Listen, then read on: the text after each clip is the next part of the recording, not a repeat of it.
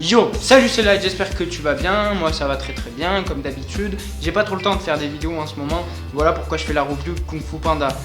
Parce que j'ai pas grand chose à lui dire, tout simplement. Non franchement, il est génial. En fait, c'est tellement épique que ça devient super drôle.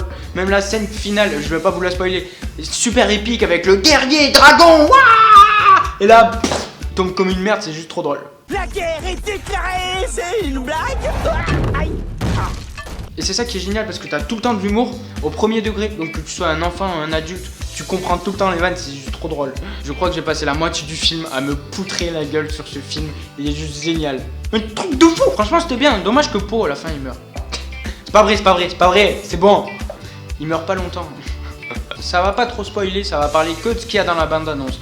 Donc on a le père de Po qui apparaît. Alors comme je pouvais m'y attendre parce que c'est un classique. Alors moi j'ai adoré plus la première partie. La deuxième partie était plus sérieuse. Et du coup, ouais, je sais pas. J'ai préféré la première partie, je sais pas pourquoi. Ça arrivait toujours à me surprendre dans la première partie, tout le temps. Fou a dit que... Attends, t'as peur? Même Maître Poulet il va. Et c'est une poule mouillée. Sur la deuxième partie. Et du coup, tu savais qu'à chaque fois qu'il y avait un truc épique, ça allait casser à un moment. Ça allait redevenir de l'humour. Donc c'est ça qui est bien avec les dessins animés, c'est qu'ils t'apprennent un petit peu la vie, les dessins animés. Et donc là on apprend qu'en fait il faut rester soi-même au lieu d'être ce qu'on nous demande d'être. Comme là par exemple c'est un panda, on lui demande d'être un panda, sauf que lui c'est un guerrier d'arts martiaux. Donc il faut qu'il reste tel quel, voilà, ça t'apprend à être comme ça, voilà. Et puis ça t'apprend que même si t'as un fils qui est élevé par un autre père, eh ben, il faut pas détester l'autre père. Donc franchement, mention spéciale, truc de fou pour Kung Fu Panda. Il y a la fameuse prise de doigt. Wushi.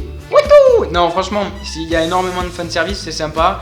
Et comme tu peux t'y attendre à la fin, il y a toujours une scène super épique, voilà. Donc Kung Fu Panda, ça va pas changer. Au fait, t'es au courant que j'ai fait un salto vidéo? Regarde. Et j'ai passé la moitié du film à rigoler comme un con. Alors qu'il était 3h du matin, j'étais tout seul de chez moi, quoi. Bon, sur l'affiche du film et la bande-annonce, on avait été spoilé sur le fait que Po retrouve son vrai père. Et on avait vu le méchant un petit peu comme elle était, mais heureusement on nous a pas spoilé l'histoire. Alors comme je pouvais m'y attendre, parce que c'est du classique dans les films, il y a un conflit entre le père biologique et le père adoptif de Po. Donc même si ça c'est pas une surprise, bah, c'est quelque chose de bien, parce que c'est quelque chose qui revient souvent, et c'est bien de rappeler que c'est ça. Bon ça c'est quelque chose qui revient souvent, j'aurais pu dire que c'est un élément nul du film, mais en fait tout le film il est comme ça, je veux dire c'est un dessin animé, ça reste du basique. Mais ça m'a poutré, j'ai rigolé comme un truc de fou. Et puis c'était épique, même les scènes de combat. Et non mais le décor aussi, putain, mais j'avais l'impression d'être dans Kung Fu Panda. Allez le voir au cinéma, vous avez une impression, mais encore mieux qu'au streaming, quoi. Franchement, moi je l'ai regardé en streaming, j'avoue. Mais au cinéma, vous devez avoir une immersion, mais encore plus grande que ce que moi j'ai eu, quoi. Et puis dans ce Kung Fu Panda là, on a le chi qui apparaît, autrement dit le ki, autrement dit le Sharingan, autrement dit la puissance, autrement dit le rouge.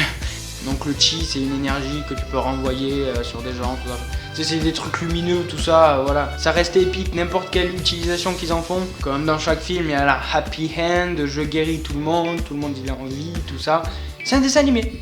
Mais on sait déjà de base que c'est un film con. Et donc quand on y va, on se dit que ça va être nul. Mais en vrai, j'ai été super surpris. Kung Fu Panda, il était génial. Vous savez, Kung Fu Panda, c'est les œuvres à la con qui a un humour à la con.